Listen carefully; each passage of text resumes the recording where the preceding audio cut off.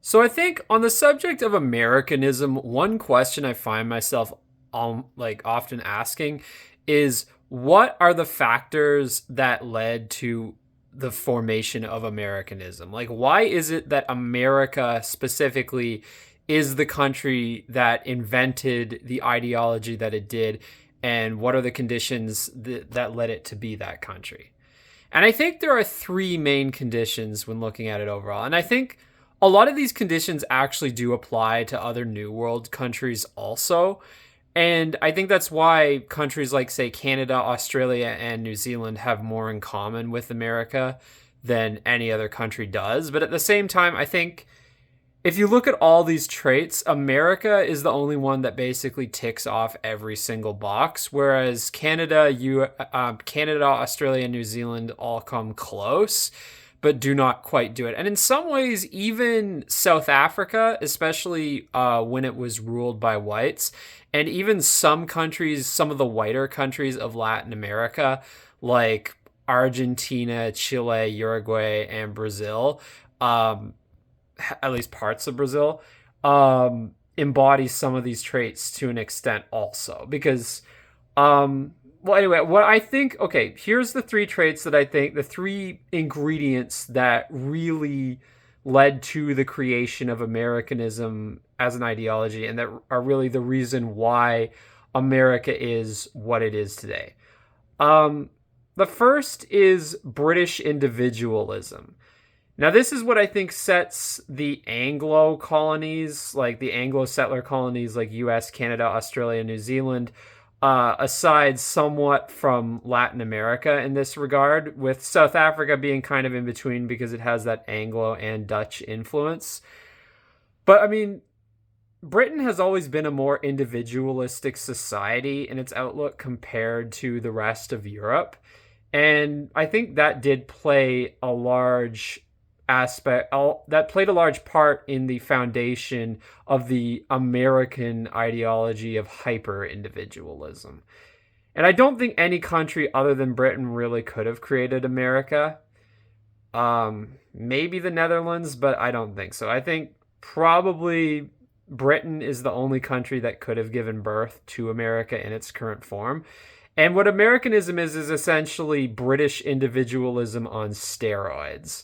Like in that sense, America is more British than Britain itself in the sense that it took those traits of Britishness and really magnified and amplified them. And I think one thing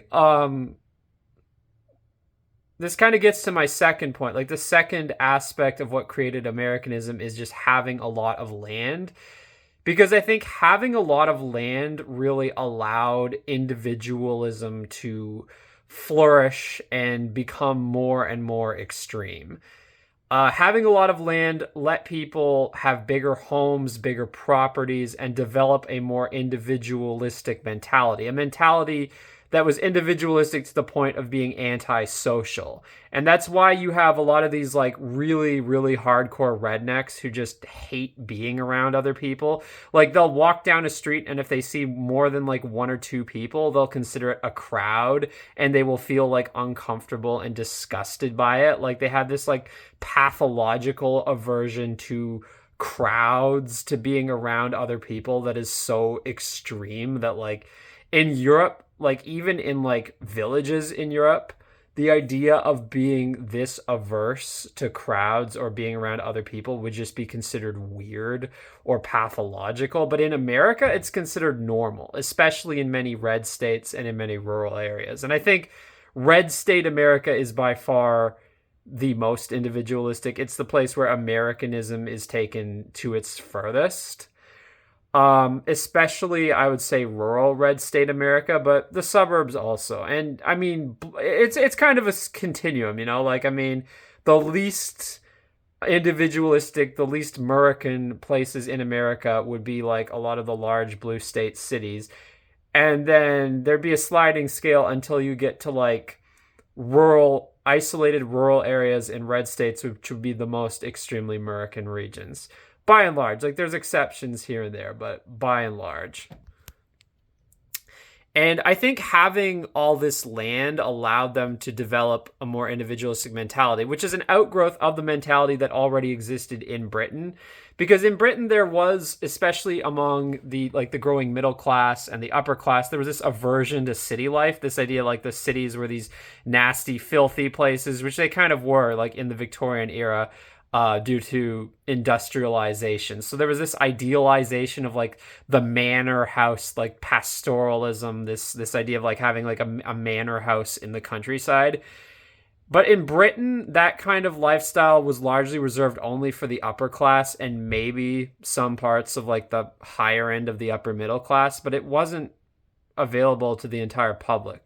Whereas in America, especially since the 1950s, it's become simply the norm, even for like lower middle class people. Like in America, you have people who are dirt poor, but who still own a fairly large house and a large yard.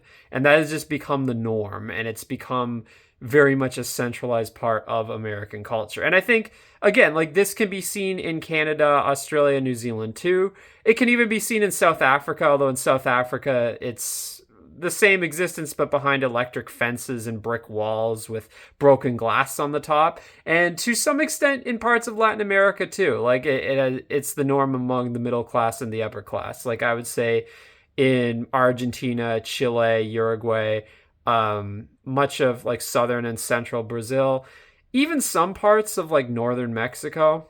So again, it does tend to be the parts of Latin America that are a bit whiter or a bit more castizo compared to the more like the darker, more mestizo, more Amerindian, more black parts of Latin America.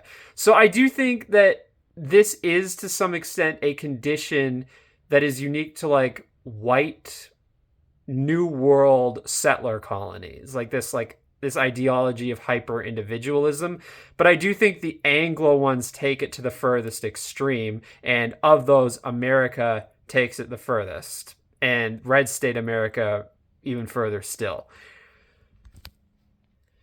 And I think the reason why this ideology never could have really flourished in Europe to the same extent is simply the lack of land there. Like when taking into account the population and the need for land for agriculture, mass suburbanization in Europe on this scale was never really a possibility. So again, like I do contend like some of these things aren't necessarily uniquely American in the sense that like yeah, suburbia very well could have been born in Canada or in Australia. And same with car culture, which again, the two go hand in hand, suburbia and car culture. They're kind of one and the same. But I think, yeah, these things potentially could have been born in Canada or Australia, but I don't think they ever could have been born in Europe. And I think insofar as they exist in Europe, it's largely due to reverse influence from the New World. And I don't think Europe would have ever embraced car centrism and suburbia to any large extent because it's not practical there. And when you see it being pushed on Europe today, it doesn't make sense, which is why you have these absurdities like SUVs trying to drive down narrow medieval alleyways and getting stuck, which is something that I personally witnessed in Italy. It's fucking ridiculous. I mean, yes, it was Asian tourists in the SUV, but nonetheless, I'm sure plenty of locals have the same problems happen to them. Because again, like it doesn't work to fucking transpose Americanism onto Europe. It doesn't work. And that's why it's really bad that this is spreading in Europe. I mean, frankly, it's bad that this ideology has gone so far in America and the rest of the New World to begin with. But it's even worse that it's being spread to Europe where it makes even less sense. So I think the third component, like I've mentioned, hyper-individualism and just having a lot of land, low population density. But I think the third component is the settler mentality. Because I think a society that is settled, like that is not made up of indigenous people, but is settled by people from another country, from another part of the world, it self-selects inherently for a certain type of person. And I think the pioneers, the settlers, were disproportionately people who were, let's say, very industrious and very ambitious and very capitalist. Not necessarily, like, not all of them were like fucking, economists like writers of economist textbooks. Like they didn't all have advanced libertarian capitalist theories in their heads, but I think a lot of them were just implicitly capitalist people, like people who are kind of like workaholics, um anti-bohemian, kind of very like very workaholic, very industrious, very productivity oriented, efficiency oriented, very much oriented on like making money, having kids, um being ambitious, like founding businesses, things like that. And people who probably held a lot of disdain for certain things, like say um like they held a certain disdain for a certain lifestyle, like this idea, like the sort of bohemian lifestyle centered around, not working excessively hard, spending a lot of time with friends and family or just around the town, eating at restaurants a lot, going to bars a lot, just spending a lot of time with the community, like sort of even just kind of like strolling around, walking around the community, interacting with people, like that kind of bohemian lifestyle, I think is something that New Worlders have been less predisposed to than Europeans. And I think it's because, I mean, even Hitler was a fucking bohemian, in his early days as an artist. But like, I mean, the hipster Hitler thing is not just a meme. Like, he was a hipster. But yeah, I mean, North America does have those people. Like, it has hipsters, but like, they're seen as the exception. And they always exist in these like enclaves that are seen as like un-American. Like, people always like, oh, New York City's un-American, Boston, Philadelphia, DC, New Orleans, like, uh, not New Orleans, all these places, San Francisco, they're seen as un-American, and it's like, no, the real America is like Oklahoma, Texas, not Austin, but the rest of Texas, Kansas, Iowa, Missouri, like Nebraska, like places like that, like Arizona, Utah, like those are seen as more, or like say like Tennessee, Kentucky, um, Georgia, although not Savannah. But yeah, those are seen as like the real America, kind of like red state America, which really largely frowns on these kinds of bohemian lifestyles, with the exceptions of like enclaves like Austin or New Orleans or Savannah or Charleston, which again, a lot of people in the rest of these states utterly despise and consider like a cancer in their state. And again, like I think this mentality, this like ultra productive, ultra industrious, efficiency oriented, money making oriented, population growth oriented, like reproduction oriented, and just being very much against like even like shunning things like beautiful architecture or like certain types of interactions, like local restaurants, local music, like live music, things like that. Like they really shun that type of atmosphere because they see it as something unproductive, and that type of culture they see as unproductive. And I think that's very much the mentality that is born from these new world societies, because it self-selects for those types of people. And that's probably why, again, like the hipsters within North America often do talk about how they prefer Europe. And I'm kind of one of those people. Like I kind of feel that way myself, even though I don't really live the hipster lifestyle. I still kind of aspire toward it and admire it. It's just but yeah. But what I'm saying is, like, this new world settler mentality, it leads to hyper capitalism, it leads to hyper individualism, it leads to a society where corporations become very powerful, mega corporations, and they make a lot of money, and they also become extremely dominant. And you have things like McDonald's and Starbucks that are these massive globalist corporations that feel the need to just insert themselves everywhere and kind of crush the local culture so they can make more money. And I feel this is all a byproduct of the New World mentality, of like the self selection of New World societies. And I think only the New World could have created this culture, because I think it had to do with like the self selection of the types of people who settled the New World societies. These hyper industrious, hyper capitalist minded people.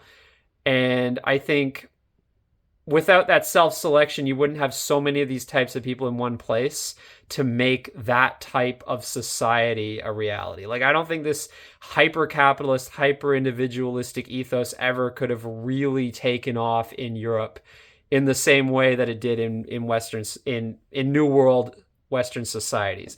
And by the way, I'm not trying to just single out white people here, because a lot of the non-white people who come to Canada, United States, Australia, New Zealand fully embrace this mentality. Like, a lot of them are very hyper capitalist, maybe not hyper individualist, because they're very like, there's a lot of ethnic nepotism among them, but they are often very workaholic and hyper capitalist in their outlook, and they love suburbia, they love car culture. A lot of them aspire toward this stuff and in many cases have it. And yeah, I mean, many of them embrace this so-called American dream, as it's called. But really, the American dream is really the New World dream as a whole. Like, I'd say, especially US, Canada, Australia, and New Zealand. And again, like, I mean, there's variations, like, there's degrees of it among these countries. Like, I mean, I would say Quebec is a bit less this way, and I would say New Zealand is a bit less this way. Whereas English Canada and Australia, I think, are a bit closer to the United States in this regard. And as I've mentioned, there's variations, even like degrees of it within the United States, like how extreme this Americanist New World mentality is.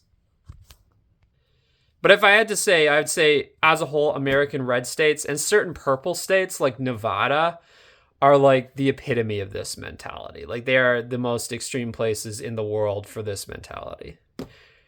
And yeah, so that's why I think, I mean, I do think there are certain aspects of the culture that America spreads that maybe, I'm not going to say they only could have been born in America. Like, I think it's entirely possible that Canada or Australia maybe could have come up with some of these things on our own, if like in some hypothetical world where America didn't exist, simply because I think the conditions of the founding of our societies are so similar to those of America.